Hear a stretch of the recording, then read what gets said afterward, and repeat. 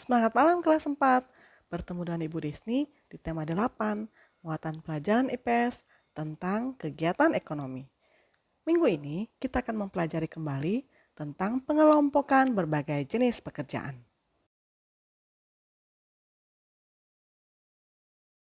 Keadaan fisik maupun sosial lingkungan memengaruhi jenis mata pencaharian penduduk.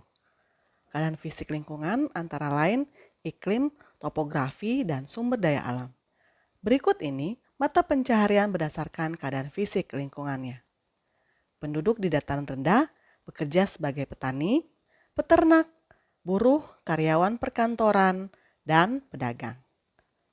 Penduduk di dataran tinggi bekerja sebagai petani dan peternak.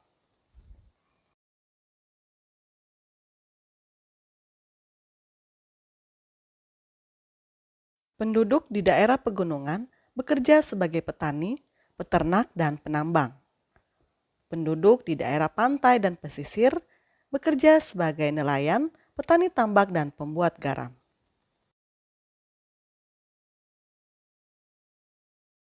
Selanjutnya, keadaan sosial lingkungan meliputi keadaan penduduk, kegiatan ekonomi, dan budaya. Berikut ini mata pencaharian penduduk berdasarkan keadaan sosial lingkungannya. Penduduk pedesaan yang tinggal di dataran tinggi umumnya bekerja sebagai petani atau peternak. Sedangkan penduduk pedesaan yang tinggal di daerah pantai umumnya bekerja sebagai nelayan atau petani tambak.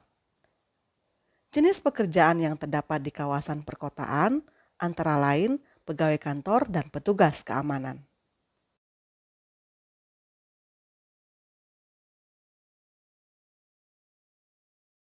Penduduk di daerah wisata banyak yang bermata pencaharian sebagai pemandu wisata, pedagang, perajin cenderamata, penyedia kendaraan, penyedia penginapan, dan penyedia perlengkapan wisata. Penduduk di daerah industri umumnya bekerja sebagai pekerja pabrik dan sebagian lagi bekerja sebagai pedagang. Kegiatan ekonomi terdiri atas 3 tahapan, yaitu produksi, distribusi, dan konsumsi. Setiap tahapan tersebut memengaruhi jenis pekerjaan para pelaku kegiatan.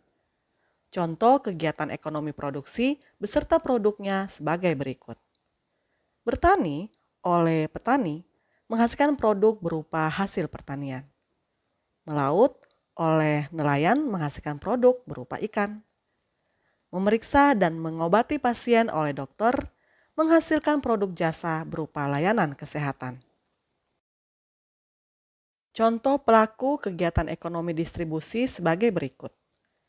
Pedagang perorangan adalah orang yang menjual barang-barang kepada yang membutuhkan barang tersebut. Toko adalah tempat yang menjual barang-barang tertentu. Misalnya toko buku, toko sepatu, toko pakaian, toko bahan bangunan, toko obat, dan toko kelontong. Agen adalah orang atau perusahaan yang menyalurkan barang dari produsen ke toko-toko atau warung.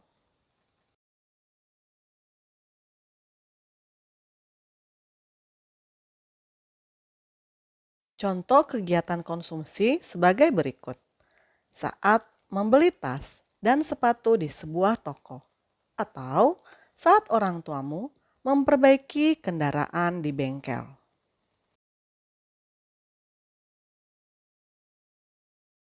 Pekerjaan berdasarkan hasil produksinya dikelompokkan menjadi 2, yaitu pekerjaan yang menghasilkan barang dan pekerjaan yang menghasilkan jasa. Contoh pekerjaan yang menghasilkan barang yaitu petani yang menghasilkan padi, membuat mebel yang menghasilkan berbagai peralatan rumah tangga berupa kursi dan meja. Nelayan menghasilkan ikan. Perajin menghasilkan barang kerajinan. Penambang menghasilkan barang tambang.